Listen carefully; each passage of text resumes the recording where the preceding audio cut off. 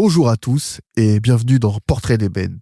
Aujourd'hui, j'ai le plaisir de recevoir Pascale Barthélémy, historienne spécialiste de l'histoire des femmes en Afrique, membre de l'Institut des mondes africains. Elle publie Sororité et colonialisme aux éditions de la Sorbonne, un livre qui pose une question capitale. Est-ce qu'une sororité, une fraternité entre femmes, a pu exister entre Françaises et Africaines au temps des colonies et de la guerre froide? Cette question n'a jamais été aussi actuelle. De Lagos à Paris, de Kinshasa à New York, les mouvements de femmes africaines et afrodescendantes interrogent. Peut-on construire une solidarité entre femmes noires et blanches sans reproduire les rapports de domination? Ce livre nous montre que ce débat a 70 ans. Pour écrire ce livre, Pascale Barthélémy a passé 10 ans à chercher des femmes dans les archives, de Bamako à Amsterdam. Son livre est ponctué de beaucoup de photos. Sous la couverture, un comité de femmes des visages que l'histoire avait oubliés.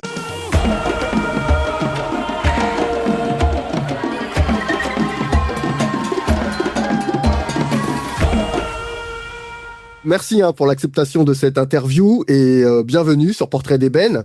Pour commencer, dans votre ouvrage, vous avez passé 10 ans sur ce livre et du coup, ces femmes sont devenues un petit peu vos proches. Est-ce qu'il vous est arrivé de discuter mentalement avec elles pour comprendre un petit peu leurs gestes? Alors, c'est une très bonne question. Et en fait, j'ai mis 10 ans à écrire ce livre-là, mais certaines des femmes qui sont au cœur de ce livre, je les connais, entre guillemets, depuis beaucoup plus longtemps parce qu'en fait, elles avaient déjà émergé de mes recherches de thèse qui remontent à la fin des années 90. Et quelqu'un comme Awa Keïta, par exemple, c'est quelqu'un que je n'ai jamais rencontré physiquement, bien sûr, puisqu'elle est décédée en 1981, mais que j'ai rencontré dans des lectures, il y a déjà presque 30 ans. Et effectivement, il m'est arrivé à certains moments de me sentir extrêmement connectée à travers quand même des sources qui sont très incomplètes, difficiles à trouver, etc. Donc, en fait, c'est vrai que c'est la question pour les historiens et les historiennes, c'est toujours d'essayer d'approcher non pas la vérité qui n'existe pas, mais une forme de compréhension de ce qui s'est passé dans le passé. Et donc, j'ai essayé à travers plein de documentations diverses, de m'approcher au plus près de ce que j'imaginais que ces femmes avaient pensé, essayé de faire dans leur vie, de sage-femme, d'institutrice, de militante politique, etc. Donc c'est vrai qu'il y a une forme de... J'ai parfois parlé un peu avec elles, mais après, il y en a aussi, il faut que je le dise quand même, que j'ai rencontré. Quelqu'un comme Jeanne Martin Cissé. D'accord. J'avais eu la chance de faire une interview avec elle en 2009, au moment où elle était en train d'écrire ses mémoires. Et elle était extrêmement âgée, quasiment aveugle. Et en fait, je l'avais interrogée, non pas tellement sur son militantisme politique, malheureusement, mais sur sa carrière d'enseignante et sur son parcours de scolarisation. Donc, pour certaines, je les ai connues, il y en a d'autres. Et pour d'autres, effectivement, je n'ai eu que des sources indirectes. Très bien. Et il y en a une avec laquelle vous avez eu peut-être plus de conversations ou de connexions que d'autres?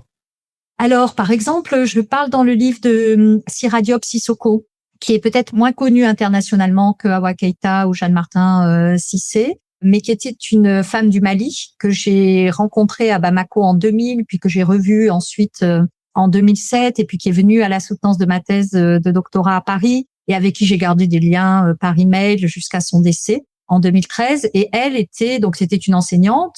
C'était une directrice d'école dans les années 60 à Bamako. Elle a dirigé le premier lycée de jeunes filles de Bamako. Elle a été aussi très importante dans l'Union des femmes du Mali.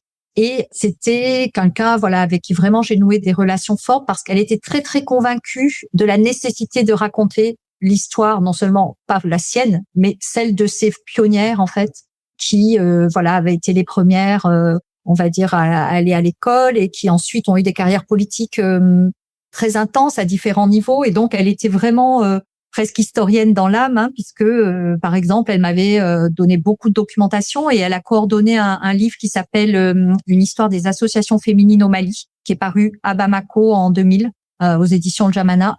Enfin, c'est un pavé, 2000 pages de documentation sur les associations de femmes maliennes depuis l'époque coloniale jusqu'aux années 2000, puisque voilà. Et elle m'avait présenté à Damba Konaré, historienne aussi, et la femme de l'ancien président, avec qui on avait eu l'occasion d'échanger aussi, puisqu'elle a écrit un dictionnaire des femmes célèbres du Mali. Disons que j'ai une affection particulière pour Sira Diop Sissoko, et puis beaucoup d'autres, au Sénégal aussi, avec Annette Mbaye d'Erneville, qui est toujours vivante. Voilà, c'est un lien qui s'est noué sur des dizaines d'années. Et malheureusement, beaucoup des femmes que j'avais interviewées sont aujourd'hui décédées. Très bien, merci pour la réponse. Et j'aimerais qu'on revienne sur le titre de votre livre, Sororité et colonialisme. Pourquoi avoir choisi ce terme sororité plutôt que amitié ou solidarité, par exemple? Oui, alors c'est un terme bizarre, hein. C'est un terme qu'on emploie depuis relativement peu de temps, même en France, alors qu'aux États-Unis, il est très répandu. C'est un terme qui dit autre chose que amitié et que solidarité, parce qu'en fait, il dit la solidarité politique, c'est-à-dire pas seulement voilà l'amitié entre femmes, mais l'amitié avec une ambition de changer les choses, une ambition de défendre les droits des femmes. Et donc en fait, c'est un terme qui a existé à l'époque moderne, hein, voilà, elle est même depuis le Moyen Âge en fait, puis qui a disparu dans le vocabulaire français et qui est réapparu dans les années 70 au moment de la vague féministe militante MLF dans les années 70. Et je m'en suis emparée, même s'il est anachronique pour la période dont parle le livre, parce que je trouve que justement, il comporte à la fois une autre dimension que fraternité, il comporte vraiment une dimension politique qui me permettait d'essayer d'interroger, parce que je dis pas forcément qu'il y a de la sororité. J'interroge cette question de la sororité, de est-ce qu'il y a un militantisme commun pour les droits des femmes dans un contexte de relations très inégalitaires et très violentes liées à la colonisation. Donc j'ai beaucoup hésité à l'employer, et en fait j'ai aussi décidé de l'employer parce que dans mes sources, dans les archives et même dans les entretiens, dans la presse, le terme de sœur était vraiment très présent. Nos sœurs africaines, nos sœurs de France, etc. Et pour moi, ça disait quelque chose du type de relation dont je voulais parler. Voilà. Très bien. Et puis dans le livre, il me semble que dans une partie est abordé le mot fraternité, qui est un mot masculin et qui justement est tenté d'être repris, je crois que c'est par la FUF, si ma mémoire est bonne. Oui. Et du coup, oui, ça rentre en résonance avec ce que vous dites, effectivement. Oui, tout à fait. En fait, les actrices disaient pas sororité, elles disaient plutôt fraternité, parce que ce terme-là n'était pas présent dans leur vocabulaire politique à l'époque. Et donc ça, c'est moi, en tant que chercheuse, qui utilise ce terme pour décrire les choses. Et pour nos auditeurs, vous pourriez expliquer ce qu'est la sororité coloniale? Alors, le titre, c'est Sororité et colonialisme, et pour moi, il n'y a pas de sororité coloniale. Soyons bien d'accord. En fait, ce dont j'essaye de décrire l'histoire dans ce livre, c'est de la possibilité de lutte commune entre femmes colonisatrices et colonisées, c'est-à-dire françaises et originaires de pays africains, sans jamais dire que cela concerne toutes les Françaises et toutes les Africaines, c'est-à-dire que ce sont des Françaises et des femmes d'Afrique qui, voilà, c'est pas l'ensemble évidemment de ces populations. Et ce sont des choses que j'ai essayé de travailler en fait autour de cette expression très courante dans le féminisme, nous les femmes, voilà, nous les femmes. Est-ce que ça a un sens en situation coloniale? Et il m'a semblé qu'à certains moments, alors dans des congrès, dans des associations, dans des partis politiques féminins, etc., qu'à certains moments entre la Seconde Guerre mondiale et les indépendances et le début des années 60, on pouvait parler de sororité en contexte colonial. Mais sans jamais faire l'impasse, je crois que, enfin, c'est ce que j'essaye de faire dans le livre, sans jamais faire l'impasse sur les inégalités liées à la race, à la classe aussi sociale, qui existait entre ces femmes, bien sûr. J'aimerais qu'on parle un peu plus du livre, du choix éditorial que vous avez fait, notamment des photos qui sont distillées à travers le livre. C'est vrai que souvent dans les livres que j'ai lus, généralement on les a au milieu du livre, et là elles sont distillées au moment du récit, et ça permet de mettre un visage sur un nom. Pourquoi ce choix? Alors justement pour que ça donne cette impression au lecteur, c'est-à-dire que quand on lit le récit, on puisse, à travers certains documents, certaines reproductions, se mettre des visages sur les personnages ou sur les événements que je raconte. Ça a été difficile à imposer parce que les éditeurs préfèrent le cahier central, ce que vous dites, c'est-à-dire regrouper, c'est moins cher en fait en termes d'impression. On fait un cahier photo, on le met au milieu du livre, ce que j'avais fait d'ailleurs pour ma thèse avant. Mais là justement, j'ai insisté pour que les photos apparaissent au fur et à mesure, de manière à ce que parfois ces femmes aient des visages. Les congrès dont je parle, il y a eu beaucoup de photos qui ont été prises et j'avais envie parce que les images disent quelque chose aussi des relations. On sait jamais tellement dans quelles conditions les photos ont été prises, donc ça peut être posé, mais il y en a certaines qui paraissent vraiment spontanées et on voit des femmes qui discutent entre elles, qui sont en train de boire un coup et on voit qu'elles se parlent. Donc c'est tout ça, pour moi, était une manière d'incarner un peu ce récit sur ces relations. Très bien. D'ailleurs, moi, il y avait une photo qui m'avait marqué. C'était celle de la petite Doris, qui était l'enfant mascotte du congrès de Lausanne. Et j'ai pas su dire est-ce que c'était un espoir ou une instrumentalisation quand même de cette petite mascotte noire. Alors moi, cette photo m'a aussi gênée et je l'ai mise. Alors, j'ai pas traité spécifiquement des enfants dans cette histoire. En revanche, je dis pas mal de choses de la maternité parce que effectivement, on est dans une période, mais c'est pas spécifique au militantisme des femmes en Afrique. On le retrouve ailleurs. On est dans une période où l'engagement politique des femmes est en fait pensé comme l'engagement des mères. Voilà, ce sont des mères. Elles sont les éducatrices des futurs citoyens de demain. Et donc, c'est finalement la maternité aussi associée au pacifisme qui est un levier de militantisme. Et donc, on les représente effectivement souvent avec des enfants dans les bras. Donc, c'est le congrès de Lausanne, c'est le congrès des mères. En plus, c'est vraiment c'est la maternité qui est au centre des discussions. C'est le congrès mondial des mères, très exactement, en 1955. Et de fait, voilà, cette petite fille est en couverture du journal de la Fédération démocratique internationale des femmes avec sa maman. On n'en sait pas grand-chose. On ne sait pas grand-chose de plus sur ni sa mère ni sur l'enfant, si ce n'est que dans le magazine, voilà, elle est présentée comme la mascotte du congrès. Et de fait, il y a une forme de maternalisme occidental vis-à-vis de cette mère avec son enfant qui vient du Congo. C'est clair. Donc vous y verriez plus une forme d'instrumentalisation ou une glorification. Une glorification. C'est une glorification de la maternité pour sensibiliser, parce que ce magazine s'adresse aux femmes du monde entier, pour sensibiliser le monde entier à la condition des femmes africaines, mais dans un rapport qui est très, oui, de supériorité des femmes occidentales sur les africaines à ce moment-là. Et effectivement, moi, à travers la lecture du livre, on voit bien que toute la communication est pensée et centrée sur le fait qu'elles sont mères. Et moi, ça m'a fait penser, j'ai eu l'impression que celles qui n'étaient peut-être pas mères, pas encore, ou qui ne le voulaient pas, même si à l'époque, les mœurs étaient bien différentes de celles d'aujourd'hui, étaient peut-être exclues, mais pas de manière, de manière involontaire peut-être. Alors, je crois surtout qu'il y a une forme d'impensé. Alors, même si la maternité est glorifiée, est au cœur de ce militantisme, il y a une forme d'impensé de cette catégorie de femmes qui n'ont pas forcément d'enfants. Mais par les femmes elles-mêmes, parce que par exemple, Awa Keïta n'a jamais eu d'enfant. Et elle était pourtant au cœur de ces arènes militantes dans ces années 50.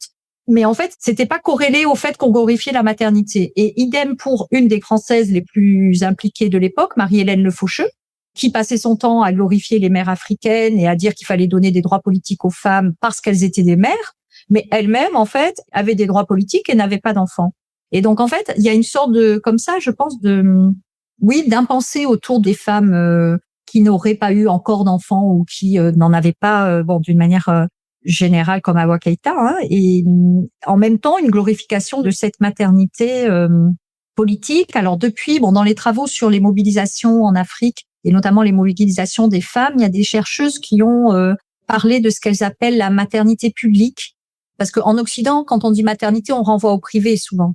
Et ça renvoie les femmes à leurs tâches domestiques, enfin à l'univers familial, on va dire. Et là, avec la maternité publique, c'est l'idée que justement parce qu'on est mère, on a des choses à dire dans la sphère publique et on a une légitimité à intervenir dans la sphère publique. Et ça, c'est très visible, par exemple, au moment de la marche des femmes sur Grand Bassam en Côte d'Ivoire en 1949. Voilà, j'ai une collègue Elisabeth Jacob qui a écrit là-dessus. Et voilà, c'est la maternité, mais la maternité, ça renvoie pas forcément à l'espace privé, ça renvoie aussi aux politiques.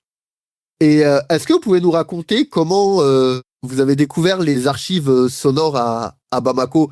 Je suppose que ça devait être un moment clé quand même de votre travail de recherche. Oui, absolument. Et ça, c'est vraiment une documentation extrêmement précieuse que je suis en train de numériser parce que ça remonte à 2007 et c'était donc des cassettes à l'ancienne, là, 90 minutes, voilà. Et en fait, effectivement, il y a beaucoup de discours dans mon livre, etc. Mais à l'époque, j'avais pas encore engagé les recherches sur ce livre, mais je voulais travailler sur la citoyenneté politique des femmes quand même. Et donc, je suis allée à Bamako où j'ai rencontré, j'ai revu Sira Diop Sissoko dont je parlais tout à l'heure. On avait fait une longue interview toutes les deux. Et je sais plus si c'est par elle ou par quel autre. Tout d'un coup, je me suis dit, mais il y a peut-être des archives radiophoniques, des archives sonores de tous ces congrès. Et donc, je suis allée à l'ORTF à l'époque où, en fait, voilà, en discutant, il y avait un archiviste formidable qui avait un inventaire de toutes les enregistrements des années 50 et du début des années 60. Et donc, il m'a proposé, voilà, de faire une copie de ces enregistrements. Donc, j'ai eu accès à tous ces enregistrements. Et donc là, j'ai entendu les voix de ces militantes. Alors, y compris après les indépendances, il y avait des émissions des années 60, 68, les 8 mars, par exemple, des enregistrements des journées de la célébration du 8 mars. Et justement, qu'est-ce que vous avez ressenti quand vous avez entendu je sais pas si c'était la première fois, mais la voix d'Awa Keïta, qui est quand même une figure majeure de votre livre? Oui, oui. Alors, c'était vraiment ça, c'est entendre la voix des protagonistes de l'histoire, ça fait toujours un effet assez incroyable. Et la voix d'Awa Keïta, effectivement, alors ça correspond exactement à la voix que j'imaginais parce que c'était une femme très, très forte, très énergique. Elle a une voix très forte et j'ai fait une émission avec Valérie Nivelon sur RFI où on peut écouter des extraits de discours d'Awa Keïta et ça m'a énormément émue. Et d'une certaine manière, ça renvoie à votre première question, ça m'a permis aussi quelque part de mieux m'approprier la manière dont cette femme s'est engagée en politique, quoi. D'entendre sa voix, ça permet de comprendre qui elle était aussi. J'imagine bien. Et il y a une découverte dans ces archives qui vous a le plus surprise? Alors, dans les archives sonores, déjà, j'étais très étonnée qu'il y ait eu des archives sonores de tous ces congrès. Par exemple, le congrès fondateur de l'Union des femmes de l'Ouest africain, en 59. Donc ça, c'était assez incroyable. Mais après, dans les archives écrites que j'ai consultées à Dakar essentiellement, les archives de la période coloniale, je crois que ma plus grande surprise, ça a été quand j'ai découvert le voyage de Célestine Ouezin Coulibaly à Pékin en décembre 1949. Parce que, d'une part, j'avais déjà entendu parler de Célestine Ouezin Coulibaly, donc qui est devenue l'épouse de Daniel Ouezin Coulibaly, le leader du RDA, mais j'avais absolument aucune idée du fait qu'elle était allée si loin à ce moment-là. Et le fait que ce soit en 1949, qu'elle parte de Côte d'Ivoire pour un voyage qui a duré plusieurs mois pour aller en Chine à une conférence des femmes d'Afrique et d'Asie, à ce moment-là, j'ai trouvé ça incroyable. Et en fait, c'est presque ça qui m'a donné l'idée du livre, quoi. Oui, tout à fait. Et de toute façon, dans le livre, vous montrez que ces femmes voyagent, Leipzig, Budapest, Pékin. Et pour elles, c'était quoi? C'était une tribune politique ou aussi une forme d'émancipation personnelle? Alors, je crois qu'en tout cas, sur la tribune politique, les archives le montrent très clairement. L'émancipation personnelle, c'est plus difficile à savoir parce que ça dépend si elles ont écrit ou si elles ont laissé des traces de cette émancipation personnelle. Ce qu'on peut savoir, c'est que c'est en tout cas des occasions de rencontres avec des femmes du monde entier qui comptent énormément, non seulement pour la défense des droits des femmes en Afrique, mais aussi qui comptent, j'essaye de montrer que ça compte quand elles reviennent dans leur pays, dans la lutte anticolonialiste, parce que le fait d'être allé à l'international leur donne aussi de la force, des arguments pour dire, voilà, il faut continuer la lutte, il faut s'unir, il faut être visible, les femmes du monde entier nous soutiennent, etc. Donc, il y a des effets comme ça d'aller-retour. Jeanne Martin-Cissé le raconte, elle, très bien dans ses mémoires, La fille du Milo, où elle raconte comment ses premiers congrès, quand elle a quitté la Guinée, elle aussi, fin 40, début des années 50, et qu'elle a rencontré des femmes des Antilles, d'Asie, du RSS, bien sûr, etc. Pour elle, ça a été effectivement une révolution personnelle, mais aussi un levier politique. Donc, je crois qu'on peut pas séparer les deux. Et du coup, ces voyages étaient organisés par la FDIF, souvent. C'est la Fédération démocratique internationale des femmes. Et comment vous analysez cela? Est-ce que il n'y avait pas une volonté d'instrumentalisation de la part de l'URSS? Alors, ça, c'est un grand sujet, parce qu'en fait, au cœur du livre, effectivement, j'ai deux organisations qui sont pas tout à fait de la même envergure, parce que la FDIF est une organisation internationale qui rassemble des millions de femmes, et l'Association des femmes de l'Union française, dont on parlera peut-être plus tard, est une association française, mais qui réunit des femmes de l'outre-mer aussi, enfin de toute l'Union française. Et la FDIF, son congrès fondateur, à l'hiver 45, donc vraiment à la fin de la Seconde Guerre mondiale, est un congrès où il y a des femmes de toutes obédiences politiques. Donc certes, les femmes soviétiques sont très présentes, Le comité des femmes soviétiques est très présent. Et il y a beaucoup aussi de femmes qui représentent les pays d'Europe de l'Est.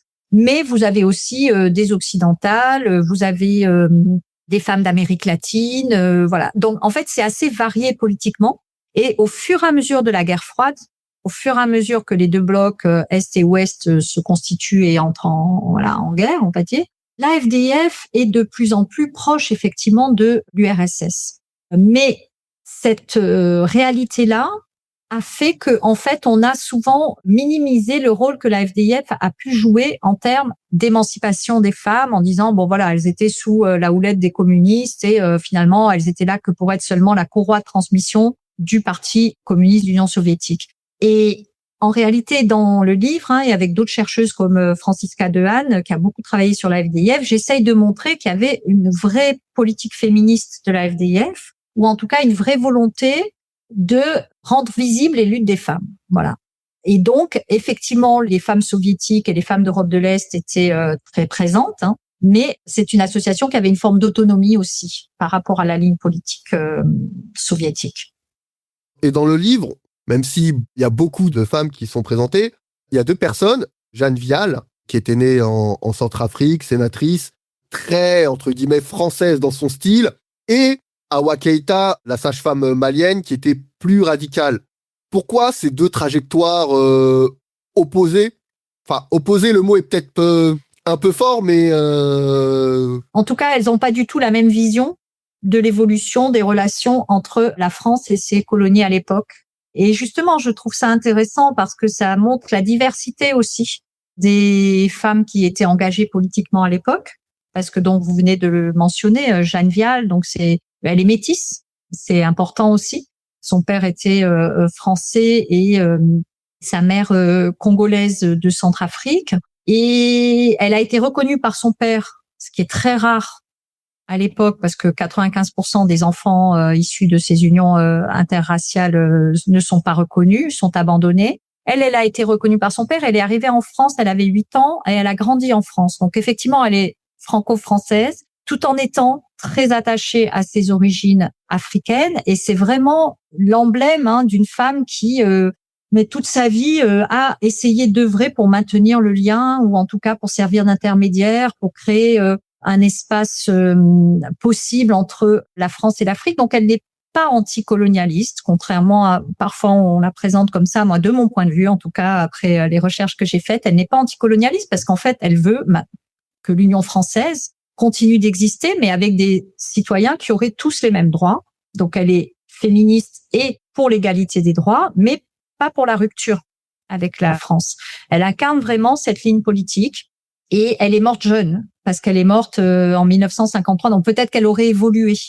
Sa trajectoire biographique s'arrête à un moment où elle est encore dans cette logique-là, mais je pense qu'il faut voir dans quel contexte elle est à ce moment-là et pourquoi elle a cette ligne politique-là. Et donc, effectivement, elle est pour le maintien des liens entre la France et ses colonies dans l'égalité des droits. Donc, ça, c'est sa ligne. Et Awa Keïta, ça n'a rien à voir, c'est tout à fait différent. Awa Keïta, donc sage-femme, militante politique dès 46, elle adhère au RDA, anticolonialiste et nationaliste et panafricaine. Et pour elle, le combat du RDA, c'est le combat, en tout cas, peut-être pas au tout début, mais à partir du début des années 50, de 51, c'est la rupture avec la France. D'ailleurs, vous insistez dans le livre sur le fait qu'Awa Keïta était sage-femme. À quoi ce métier a été déterminant dans son engagement politique? Là aussi, ça rejoint un peu ce qu'on disait sur la maternité, parce qu'en fait, Awa Keïta, elle a utilisé son métier, grâce à son métier, on peut dire, de sage-femme, qui la mettait en contact avec des femmes, voilà, des villages, enfin avec toutes sortes de femmes, pas seulement dans les villes moyennes ou grandes.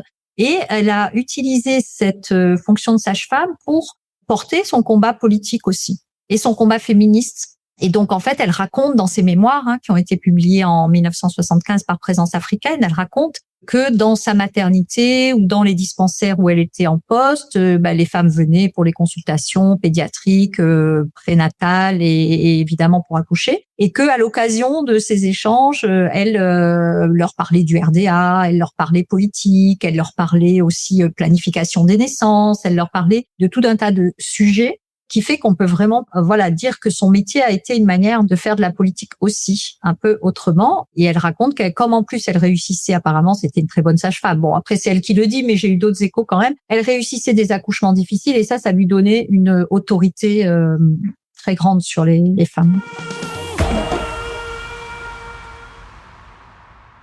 On fait une courte pause. Si cet échange vous apprend des choses, c'est exactement pour ça que j'ai créé Portrait d'Ébène. Alors abonnez-vous et n'hésitez pas à me laisser un avis. Cela aide énormément à faire connaître ces voix.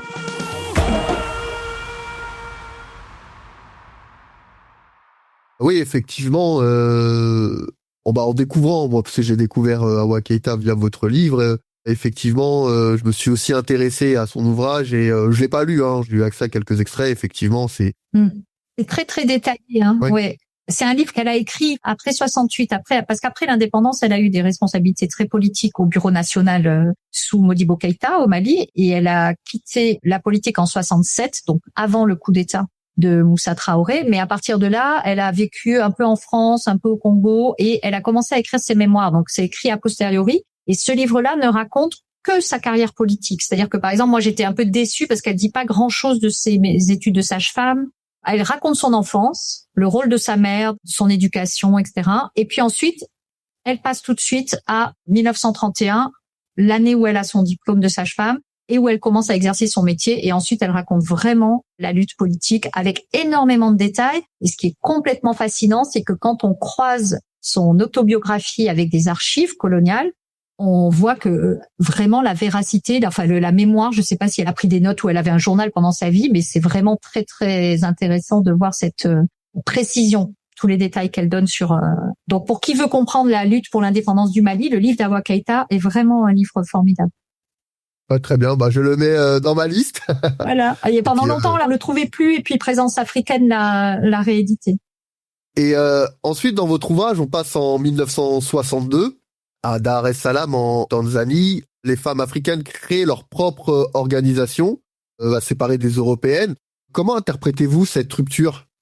Alors en fait, c'est le résultat de toute une évolution qui a commencé, on parlait tout à l'heure du congrès de Lausanne en 55, c'est-à-dire que je raconte dans le livre, dans un premier temps, donc ces femmes engagées politiquement, certaines d'entre elles allaient dans les congrès internationaux de femmes occidentales.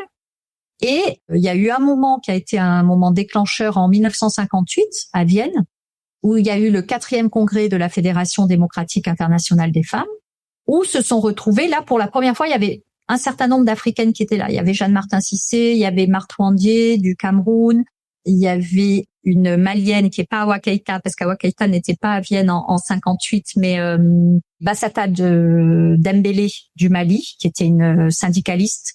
Et d'ailleurs, il y a une photo de ces femmes en couverture du numéro de juillet 58 du bulletin de la FDIF. Et à Vienne, en 58, émerge l'idée de créer un groupe Afrique. C'est-à-dire que ces femmes se regroupent entre elles, justement, indépendamment des organisations occidentales. Ça, Bassata Djiré-Dembélé l'a raconté en 2019 à Valérie Nivelon, justement, en disant, et puis Jeanne Martin Cissé en parle aussi. Enfin, vraiment, on sait qu'à ce moment-là émerge cette volonté de s'unir entre Africaines, plutôt entre Africaines de l'Ouest dans un premier temps. Et c'est cette volonté qui aboutit au congrès de l'Union des femmes de l'Ouest africain, l'UFOA, qui est créé à Bamako en juillet 59. On est dans un moment de bouleversement politique à la veille des indépendances. La Guinée est déjà indépendante en 58. Et en fait, il va y avoir un accès à l'indépendance en ordre dispersé des différents États colonisés par la France. Mais ces femmes, ces militantes continuent de penser en panafricaine. Il y a un panafricanisme à l'époque très fort, qui est plutôt dominé par les hommes, mais elles continuent à organiser des rencontres entre elles dans différents pays et elles portent cette idée de créer une organisation panafricaine des femmes. Et en fait, ça se concrétise au fur et à mesure de différentes rencontres. À un moment, elles sont reçues à Tunis par Habib Bourguiba, qui dit oui, mais c'est une très bonne idée, il faut Donc il y a aussi l'Afrique du Nord. Donc j'essaye de montrer dans le livre aussi qu'il y a des liens avec les pays du Maghreb. Souvent on cloisonne beaucoup et en fait, en tout cas, ce panafricanisme féminin, il transcende la barrière du Sahara. Elles vont voir Julius Nyerere en Tanzanie et il accepte d'accueillir la rencontre. Et donc le congrès de Dar es Salaam a lieu en juillet 62, mais en fait, avant, entre finalement 58 et 62, vous avez des rencontres plus ou moins grandes de femmes. Donc bon, Hawa Keïta en fait partie, Pauline Clark aussi du Ghana. Alors je parle pas là des anglophones, mais il y a aussi des liens avec les femmes du Ghana, du Nigeria, de Sierra Leone qui sont pas très connues encore, mais on sait qu'il y a eu des liens. Et elle crée cette organisation panafricaine à Dar es Salaam en 62. Et la journée de la femme africaine qui existe toujours aujourd'hui le 31 juillet. Voilà. Comme vous l'avez dit, après les indépendances, qu'advient-il de ces militantes? Est-ce que les archives montrent qu'elles ont contribué à jouer un rôle politique ou ensuite elles sont marginalisées? Alors, il y a toute une histoire qui reste à écrire là, parce que moi, j'interromps le livre en 62 justement parce que ça m'a paru être un tournant qui permet quand même de passer par-dessus la date des indépendances 1960 parce que on voit que finalement les choses continuent, en tout cas le militantisme de ces femmes continue après 1960. En fait, vous avez raison de parler de marginalisation parce que on va dire que le processus dans beaucoup de pays, c'est que les associations, les unions nationales de femmes deviennent des antennes du parti unique. Donc, d'une certaine manière, ont moins de marge de manœuvre que, si elles avaient pu, on va dire, s'organiser dans un contexte de multipartisme. Donc, on a l'Union des femmes du Mali, on a l'Union des femmes du Sénégal, l'Association des femmes ivoiriennes. Mais ce qui est intéressant quand même si on n'a pas énormément de travaux encore sur ces associations nationales de femmes, c'est que elles font quand même des choses sur le terrain, même si elles le font, on va dire, pour la propagande du parti, etc. Mais enfin, il se passe quand même des choses, par exemple en matière d'alphabétisation, de planning familial. Il y a des actions de terrain qui sont menées et elles continuent à être connectées à l'international. Et ça, c'est intéressant aussi parce que elles sont en lien avec l'ONU. Jeanne Martin-Cissé, par exemple, c'est quelqu'un qui fait une carrière internationale. Alors, on peut interpréter ça de deux manières. On peut dire que finalement, comme à l'échelle de leur pays, elles sont sous la coupe des partis uniques et on ne les écoute pas, elles se lancent dans l'international parce que là, au moins, il y a une forme de résonance de leurs actions, etc. Ou on peut aussi considérer que l'international n'est pas seulement une relégation, c'est pas seulement une mise à l'écart du national, c'est aussi quelque chose qui permet quand même de porter des combats qui intéressent les femmes de leur pays. En tout cas, il y a tout un travail d'histoire à faire sur les années 60 en fait. Parce qu'après, on a beaucoup de travaux sur, à partir de 70, 75, le Congrès de Mexico, la décennie des Nations Unies sur les femmes, on voit réapparaître le militantisme féminin, mais sur les années 60, il y a assez peu d'études. Et du coup, il y avait, dans vos recherches d'archives, il y avait aussi des archives sur cette période ou pas du tout, ou très peu?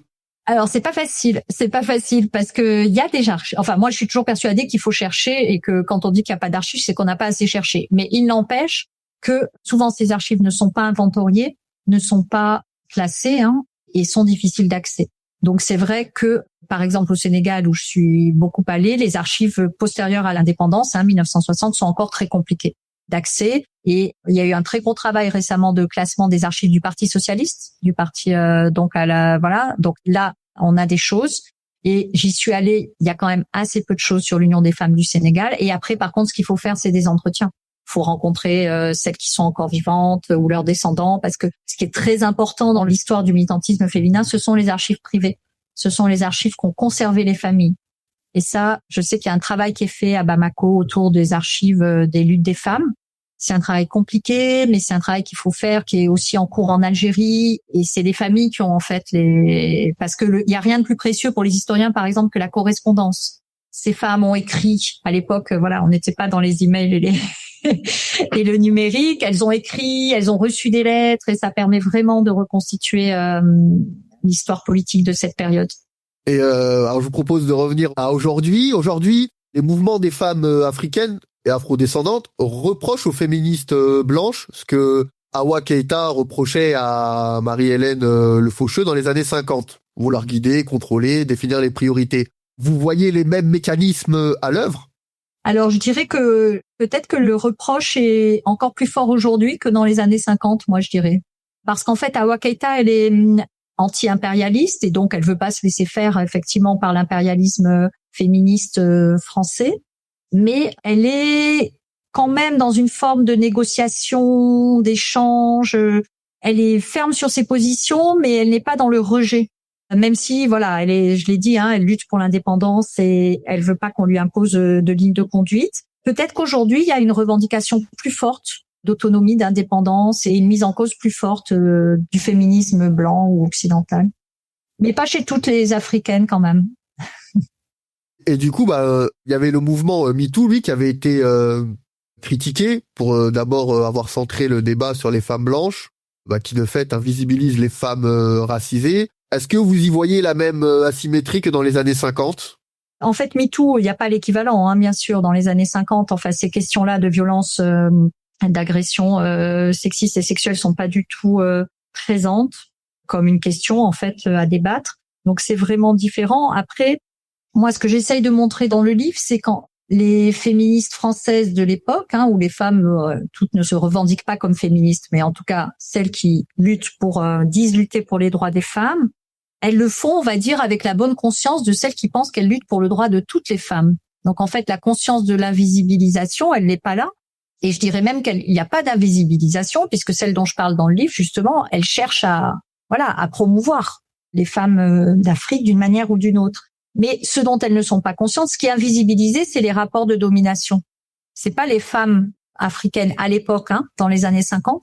Au contraire, elles sont visibilisées, mais par contre, il n'y a pas de conscience du rapport inégalitaire.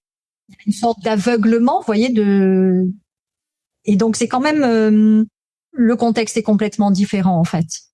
Oui, tout à fait. Et ça me rappelle, je digresse un petit peu, une anecdote dans votre livre, notamment comment sont perçus les mouvements nationalistes et anticoloniaux au Vietnam, où ils sont décrits comme des enfants qui veulent se rebeller par rapport aux parents. Oui, c'est Marie-Hélène Le Faucheux qui dit ça, oui. Exactement. Après avoir été au Vietnam en pleine guerre d'Indochine, en pleine guerre de décolonisation, où elle minimise complètement, en fait. Elle, non seulement elle dit rien de la violence, mais en plus elle dit voilà, c'est des adolescents ou des enfants qui se rebellent contre leurs parents et les parents doivent savoir, entendre les revendications, etc. Donc là, il y a vraiment un aveuglement politique très très fort.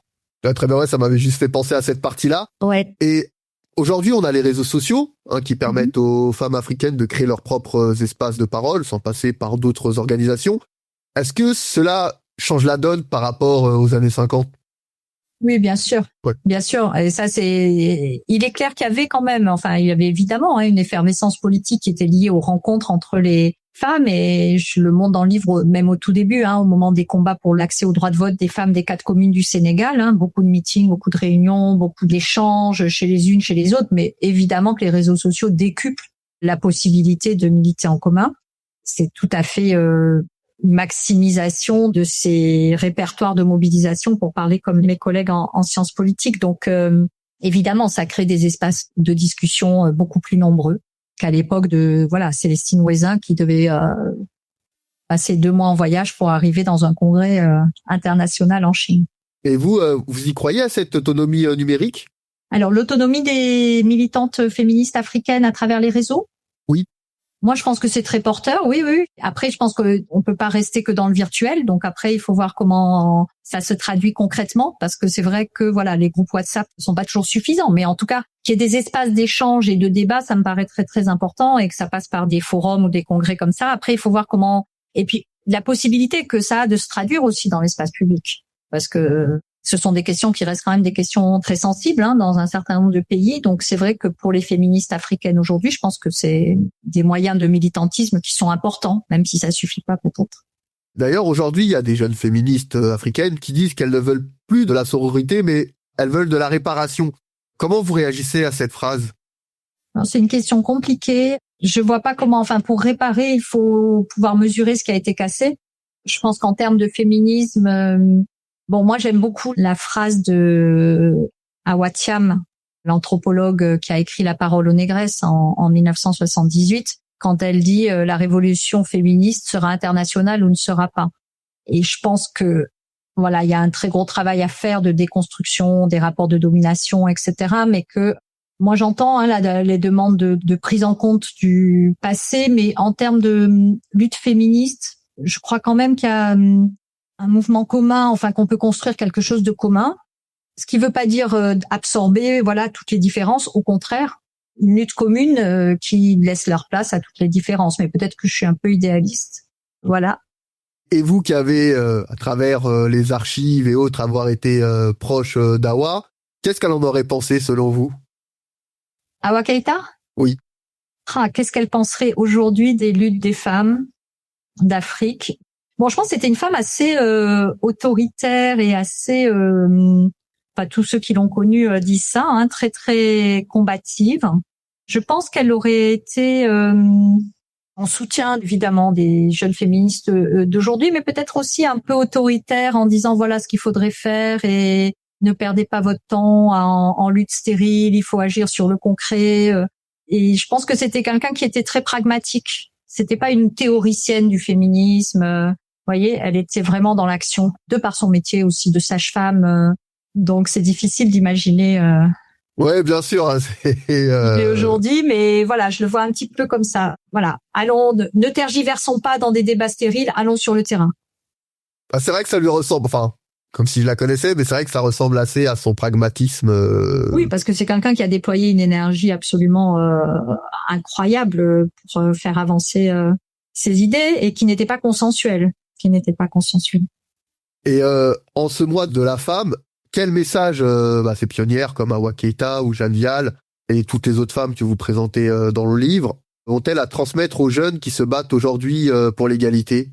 Alors, je crois que c'est vraiment un message de courage et de persévérance parce que il faut se remettre quand même dans le contexte qui était le leur, le contexte de la colonisation, le contexte de la guerre froide, le contexte de la domination masculine, le contexte où aller à l'école pour une fille, c'était quelque chose de complètement exceptionnel, exercer un métier, avoir son salaire, avoir une forme d'autonomie financière, voyager, etc. C'était quand même pas facile et je pense qu'elles ont vraiment affronté des difficultés énormes. Je dis pas que les jeunes femmes d'aujourd'hui n'affrontent pas des difficultés terribles, mais voilà, je pense que si elles l'ont fait d'une certaine manière, ça reste encore faisable. Et puis s'inspirer aussi peut-être, il y a des livres qui sortent sur leur parcours, leur combat, les lignes politiques qu'elles ont défendues, etc. Et ça, je pense que ça peut être inspirant. Bon, moi j'ai l'impression de bien les connaître, mais je pense que elles sont pas toutes très connues et qu'il y a encore un gros travail de diffusion, celui que vous faites d'ailleurs en l'occurrence. Je pense à Funmilayo Ransome Kuti aussi, dont vous avez tracé le portrait. Enfin, voilà. C'est des femmes qui avaient des personnalités absolument ébouriffantes, quoi, on pourrait dire.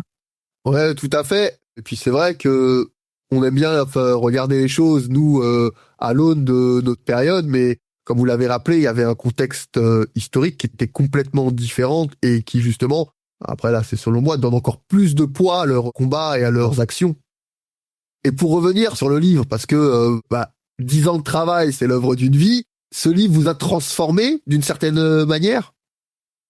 C'est un livre qui m'a donné beaucoup de mal, qui pour moi est en fait un livre qui est une étape, parce que c'est un livre qui est pour moi qui est pas fini, mais il y a un moment où il faut finir quand même et donner à lire des choses. Parce que c'est un livre qui quand même avait aussi pour objectif de lancer beaucoup de pistes et je suis contente parce qu'aujourd'hui il y a beaucoup de jeunes chercheuses qui s'engagent sur ces sujets-là et qui commencent à travailler en thèse et donc voilà, pour moi ce livre il compte dans la mesure où il suscite de nouvelles recherches. On fait ça non pas pour délivrer un récit ficelé mais pour que on soit discuté, pour que ça suscite les débats, des réactions. Donc c'était vraiment dans cet esprit-là que je l'ai écrit, avec tout ce que je disais, des prolongements à apporter sur les années 60, ou par exemple, comme c'est un livre dans lequel je ne traite pas d'un pays spécifiquement, mais de plusieurs pays, je pense qu'il y a aussi beaucoup de travail à faire sur chaque pays en fait, aussi, en reliant les trajectoires de ces femmes de l'élite, parce que c'est quand même un peu de ça qu'on parle, aussi au collectif beaucoup plus nombreux des femmes de la base qui militaient aussi dans les comités, dans les associations, etc. Donc il y a tout ce travail à faire aussi. Et pour finir, que souhaitez-vous qu'on retienne justement de ce livre? Bon, allez, peut-être une chose, c'est que les femmes d'Afrique n'ont jamais été assignées à rester à la maison dans leur village avec les stéréotypes qu'on associe très souvent aux femmes africaines, quand on parle pas de la femme africaine qui n'existe pas. Et donc voilà, l'idée que il y a eu des parcours de circulation, des parcours de militantisme, des parcours de transgression des inégalités entre hommes et femmes entre colonisateurs colonisés et que donc ça remonte à très loin, quoi. Voilà. Bon, moi je suis historienne, j'aime bien montrer que les choses ont existé avant aujourd'hui. Et visuellement, il y aurait une image parce que le livre, justement, comme je l'ai dit précédemment, est riche en images et en archives. Et il y aurait une image que vous aimeriez que le lecteur garde en tête? Alors, mais c'est peut-être la couverture dont je parlais tout à l'heure, la couverture du bulletin de la Fédération démocratique internationale des femmes, où on voit justement Jeanne Martin Cissé, Marthe Wandier et Bassata Djiré Dembélé en belle tenue devant le Palais des Congrès de Vienne en Autriche en 1958 pour discuter de l'avenir des droits des femmes à l'échelle internationale. Je trouve que cette image est très forte. J'ai pas pu la mettre en couverture parce qu'elle était en couleur et qu'il fallait une couverture en noir et blanc. Mais j'y tiens beaucoup. En tout cas, je vous remercie vraiment très chaleureusement d'avoir pris le temps de répondre à mes questions.